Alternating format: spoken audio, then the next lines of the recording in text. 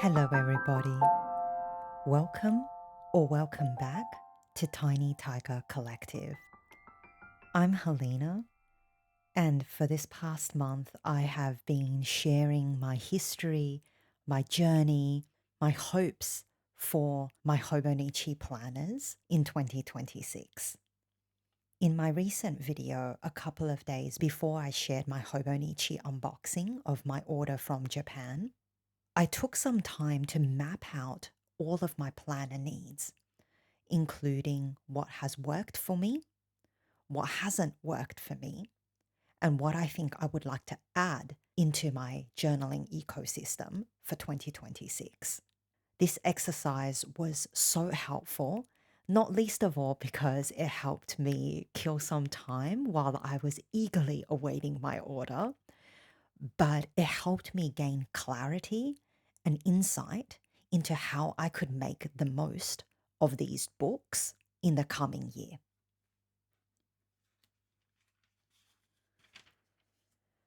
So when I received my books a couple of days later, I felt like I had so much hope and excitement for what these pages could bring into my life in the coming year.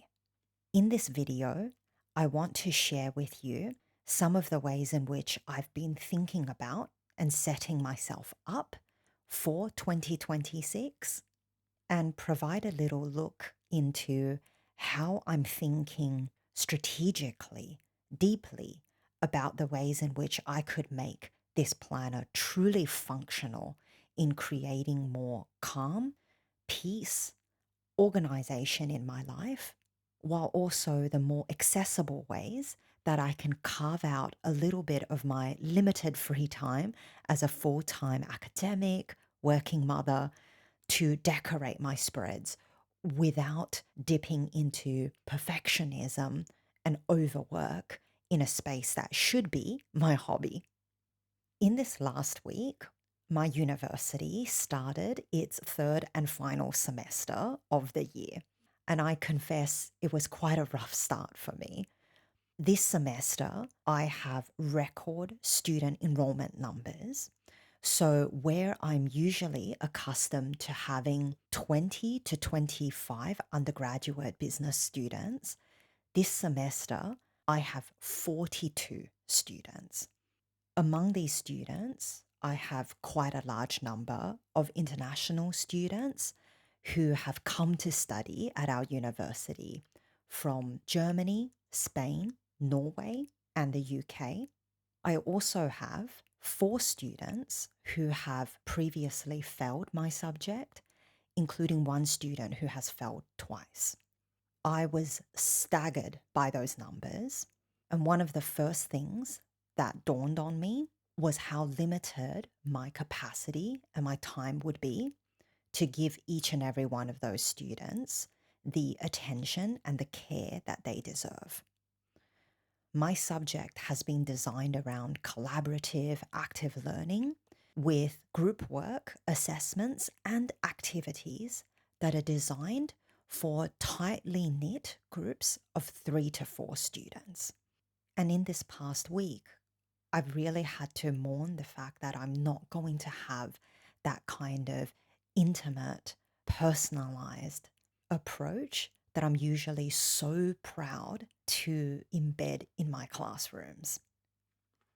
Having my Hobonichi planners for 2026 has actually been an unexpected ray of sunshine in an otherwise stressful and at times overwhelming work week.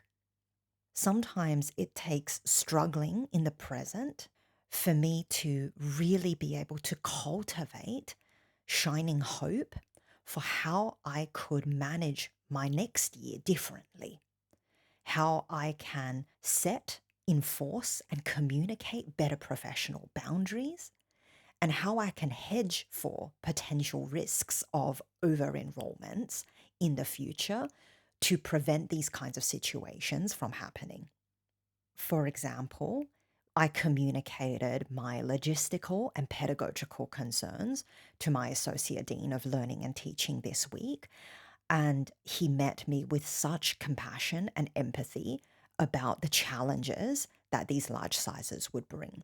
So we've discussed next year potentially implementing a cap on enrollment numbers so that while as a university and a faculty, we are so excited and I'm so humbled that there are so many students interested in undertaking my subject, we won't be doing it in a way that compromises the quality of their student experience.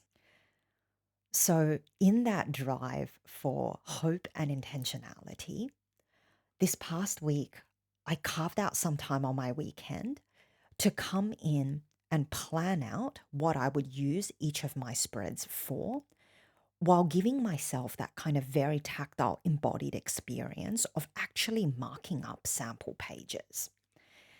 This is my book for next year, but I'm incredibly fortunate in that I have had the experience of using and working in a cousin before, which is my Spring Start 2024 cousin that I used for the majority of last year through until the end of March this year. And I experimented with different approaches to the yearly, monthly, weekly, and daily spreads.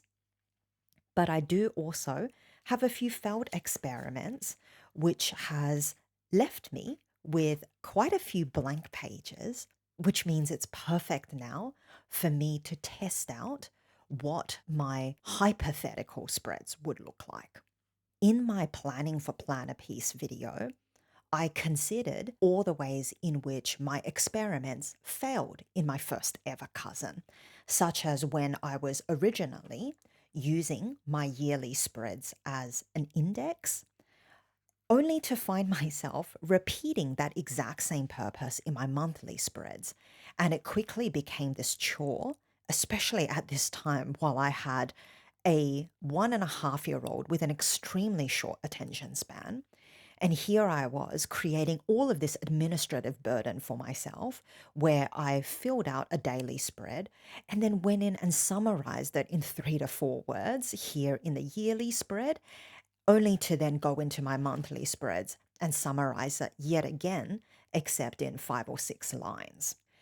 So I gave it some thought once my new book came in, and I could actually see what the pages look like laid out in front of me and really feel the space, the paper, and how I actually wanted each spread to not only look, but how I wanted each of them to feel. And it was having this laid out in front of me that I thought it actually makes the most sense for me to use my yearly spreads as a health tracker. This year, I have been maintaining my A6 Techo as my daily toddler journal. And indeed, I've used the yearly spreads in this little book as a health tracker, noting the times in the month when my son has been sick, when he's had to stay home from daycare, when he's infected me and my partner, and when we've taken him to the doctor. To me, it makes sense to parallel keeping the yearly spreads in my A6 Techo, and here's mine for 2026, which I will continue to use as a daily toddler journal. It makes sense for me to track my health within the yearly spreads. This year, I kept all of that information in a dedicated Hobonichi weeks. But what I found is that having weekly trackers for my sleep, my mood, all of my health habits, it didn't allow me to see at a bird's eye view the kind of patterns that might be insightful for my health and wellness practices. So I suspect that 90% of a lot of my health and mental health symptoms, such as insomnia or anxiety, may very well be related to my menstrual cycle. But if I'm only tracking it week by week, it makes it harder to see those sort of patterns at a glance. So the yearly spread, I think, really allows me to see if let's say I am experiencing those symptoms in a cyclical basis. It also helps me to see when things appear at a seasonal basis. So, right now in Australia, we're transitioning from winter into spring. And along with when we transition from summer into autumn, I find that the climate can have a real impact on my sleep. So I don't sleep as deeply during these transitional seasons because either the night will start off cold and then I wake up in the middle of the night too hot, or I start off the night quite warm and I wake up in the middle of the night feeling quite cold. So being able to see monthly, seasonal, or yearly patterns by using this spread, I think would be a much more powerful, valuable way to track my health and wellness. For me, then, the monthly spreads become a place where I could potentially keep as an index. Although I also had an idea, and given the space, it would be quite plausible and practical to put them side by side, which is I could dedicate my monthly spreads for more intentional goal tracking. I was thinking a lot about how in 2026, particularly with the rising prices of these Hobonichi planners, I want to make more of an effort for fun, if not functionality, to do more with all the spreads and unique templates that Hobonichi provides at the end of the book. One spread that I have never used in any of my Hobonichi planners, big and small, is the graph paper at the end. And I have had the idea to use this as a way to map out a very particular resource called a strategic life portfolio. I'm thinking in the coming weeks, I will provide a detailed walkthrough of the strategic life portfolio because it's something that I teach to my students every semester and something that when I do along with them, I've found enormously helpful. So I have sketched out a plan here with pencil. Oh, I have a parcel. Hang on. That was just a parcel delivery. I've actually received my new Apple Watch.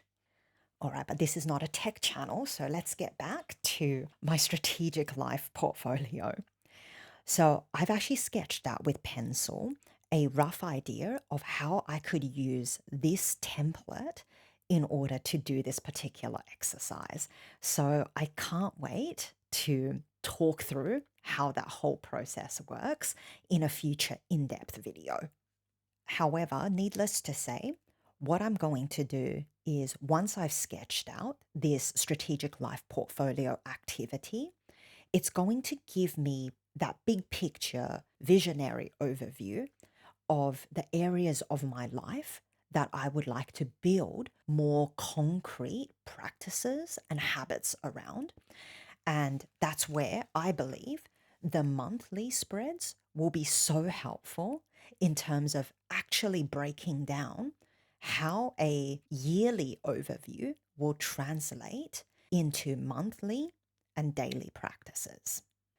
I feel so grateful that I have this cousin because when I was planning on moving into this very first cousin, I was watching hundreds of hours of videos. And without the practice of actually physically having the pen in my hand, actually spending an hour and a half every single day writing in this book, I didn't know how these activities, these practices, rituals would fit into my daily life. And I feel like I'm going in to my 2026 cousin so much more clear eyed than I was able to be for my first ever cousin planner.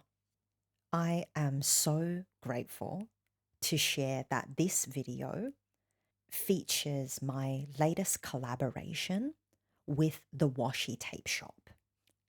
Over a month ago, Daisy from the Washi Tape Shop reached out to me to see if I would be interested in collaborating with them to feature their beautiful stickers and washi tapes on my channel. When I went to their website, to say that I was astonished by their beautiful art and designs would be an understatement. They gave me the opportunity to choose some of the designs that appeal to me the most. And once I gave them a list of my favorite designs, they went ahead and added an extra washi tape into my order, which at that time they hadn't even listed on their website. So the ones that I picked out were this set that's known as Planner Life, and it comes with a range of femme characters journaling at their writing desk, gardening in their home, engaging in exercise, fitness at the stationery shop and at a bookstore. And it really felt like it was a slice out of my life. Because food is so important to me, I also ordered this dinner time washi tape that features a range of really beautifully hand-drawn cooking scenes, ingredients, grocery shopping, and Chinese dishes, some of which really reminded me of my childhood. So I'm pretty sure that my mother had this sauce in her pantry while I was growing up. As a coffee lover, I also asked for this Life of Coffee set, which is an incredibly elaborate washi tape design based around the entire life cycle from here harvesting beans, processing, roasting beans, through to making coffee at home, at a cafe, and even here some uses for coffee grounds. This tape told such a wondrous story, and I knew there were going to be so many opportunities that I could feature my love of coffee, whether it is snuggling on my couch for a steaming mug of coffee, or whether it was going out with my partner for a coffee date and soaking in the vibes and maybe even doing a bit of journaling at my local cafe. This other set that I couldn't resist is known as Stamped Wings, and it comes as these 3 washi sets that feature the most beautifully painted butterflies and a whole set where the butterflies are featured on postage stamps, and then a set that's a little bit more impressionistic, featuring butterflies and florals in a range of whimsical paintings and scenes. One of the designs, though, that made me gasp was this one called Childhood Memories. And you see, I've actually used quite a few of these already. These to me capture the 1990s childhood of growing up in Asia with, again, so many nostalgic motifs. This one I thought would be so beautiful for my toddler journal, where I get to share scenes that evoke my childhood in the journal that I'm keeping about my son. Finally, the washi tape that Daisy sent me as an extra bonus that wasn't yet in their store when they reached out to me, but has now been thankfully added, is called Moon Festival. And I dare say that this is my favorite tape out of all of the washi tapes that I've received. The Mid-Autumn Festival is my favorite festival in the lunar calendar. I have so many fond memories of celebrating the Moon Festival with my family and with my classmates when I was in primary school. In fact, right now in my pantry, I have 2 boxes of Wingwa mooncake that my in-laws so kindly bought me the last time my partner and my son visited Sydney in August. What I love about this scene is that not only are there artworks related to the Mid Autumn Moon Festival, but you also see a range of different Asian cultural practices, whether it is the two figures here making mochi or this scene, which is just more autumnal of people harvesting what might be, I'm not sure if that's meant to be persimmons or some other kind of orange red fruit with ginkgo leaves and other beautiful maple leaves. I am just absolutely mesmerized by this washi tape. So while their shop offers traditional washi tape in the sense where you get an entire roll of a single design or color, I opted for what they call pre-cut washi tape, and every single one of the designs that I received are also available in PET tape form. Next year for me, I really wanted to try thin stickers in order to minimize the bulk and the weight of my books. So I opted for the washi design. And over the weekend, while I was decompressing from the stress of a very busy first week of semester, I had so much fun going through all of these designs and putting in the little images and scenes that I wanted to set up in my 2026 planner. So for the front page, I really wanted this scene of a dragon dance as a symbol for the new year and new beginnings. From the same Moon Festival tape, I took these sweet rabbits and had them dancing around the Hobonichi Techo 2026 sign. I also used washi circles that I picked up a couple of years ago when I went to Japan, and I marked the public holidays of my local state. And then I used these butterflies from my stamped wings collection to add a little bit of color and fun into this calendar spread. Because I'm not currently using a cousin, I'm really excited to actually move into this book before January the 1st. And because Hobonichi provides a few extra weeks or months, depending on the spread, the monthlies, for example, start in December. So you get this bonus month before it moves into 2026. And then when you get to the end of the year, I love this.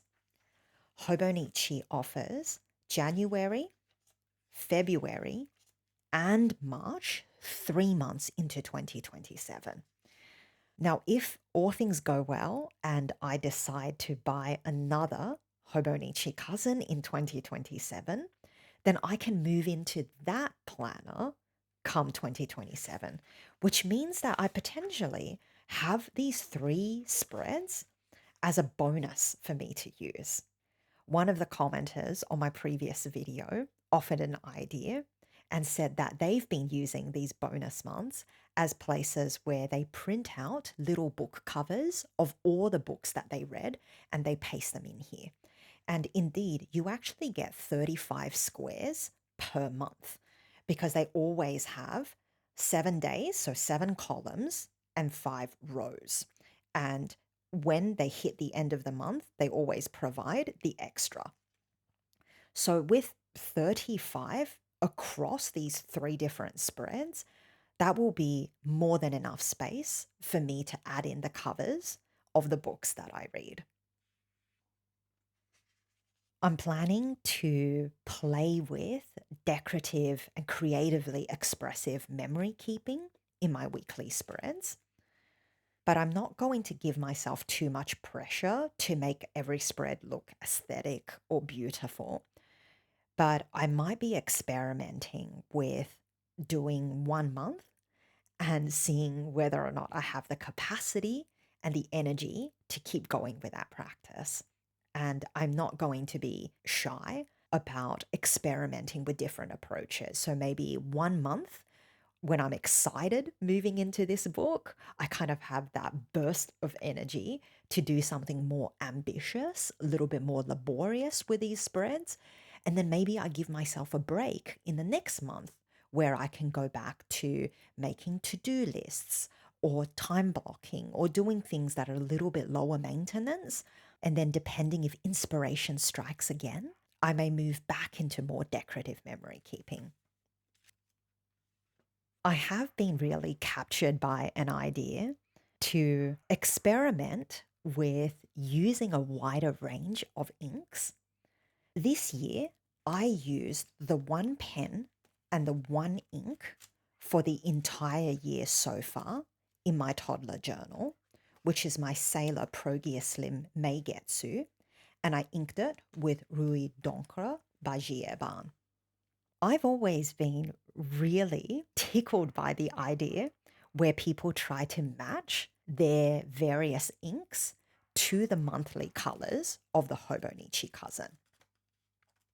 Some people with much larger ink collections than I have done incredible things where they swatch out 20 of their orange inks to find the perfect match for January, and then 20 of their inks for February.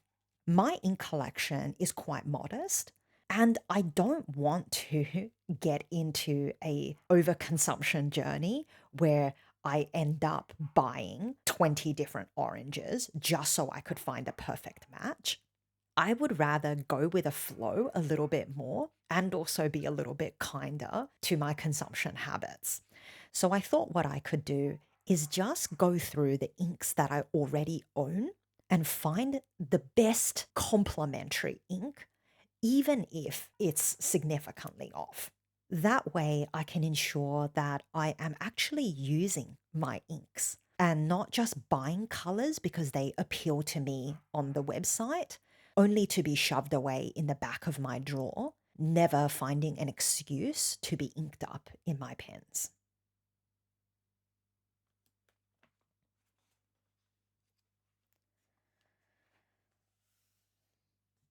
Here you see I've gone through the butterfly stickers and put down some of my favorites. If I'm honest, some of the ones that I thought matched the color of January into these monthly title pages. Here I had a little tea scene, and then I thought I would add in another complementary colored butterfly. For Purple March, I added a purple butterfly and this exquisite scene of an autumn moon. I couldn't resist putting this absolutely enchanting scene of two rabbits rowing a boat, passing a pagoda right on the back. This inside cover I find is such a sweet place for a treasured scene. And this one from the Moon Festival washi tape was so incredibly stunning. I imagine whenever I need a little pick me up, I will flip through this back page and I just won't be able to help but smile. The other thing that I did on one of these blank note pages in the back of my book is I stamped my Little Teddy Studio ink swatching stamp and I tried out some of my pens, particularly the fountain pens and their inks that have been known to have a little bit of a problem in this year's pages.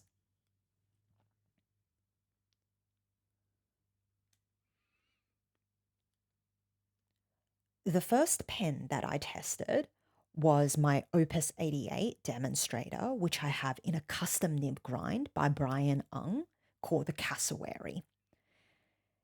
It is an incredibly wet writer, and I just so decided to ink it up with one of my wettest inks, Pilot Iroshizuku Kirisame. I'll show you just earlier this week, I tested this pen and this ink in my Hobonichi weeks with Unsoro Bijits Kai cover that I've been using as a work planner this year. My weeks has had inconsistent paper quality where some pages might perform well, only to be followed by 2-3 pages that bleed and bloom. And you can see here that writing with the Opus 88 custom nib grind, that line has feathered all over the place with fairly significant ghosting. So I wouldn't be able to write directly on the back of that writing and have it be legible because presumably it would also bleed over onto this side as well.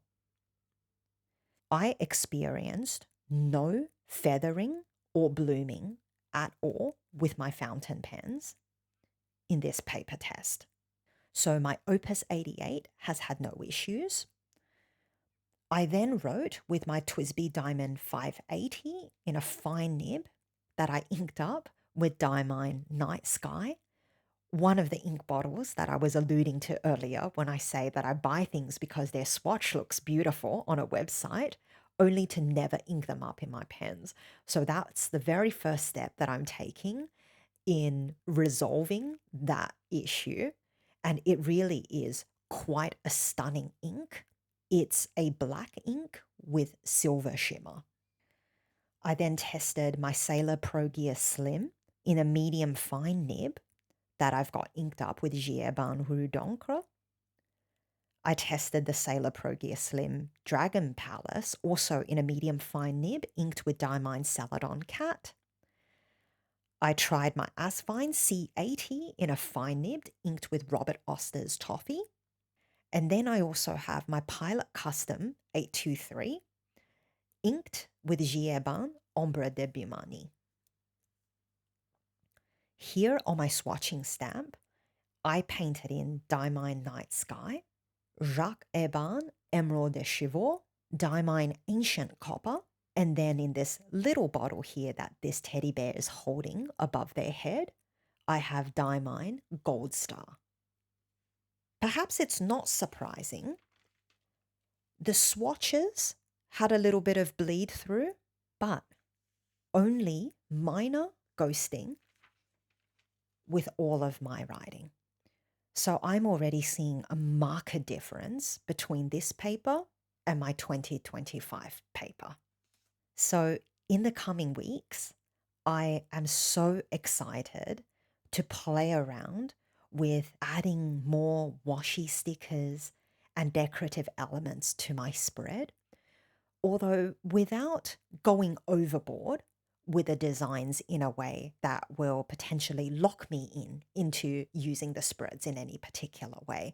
I do want to remain quite flexible and open-minded in the next months as we approach December. Once I get down to December, particularly when my teaching semester wraps up, I think I will have some really wonderful time over the Christmas New Year's break in order to come in and really properly set up each and every one of my spreads for the intentions that I've carved out. I'm very curious to know, for those of you who have received your planners for 2026, whether you decided to purchase a Hobonichi or a different brand, have you set it aside for the new year?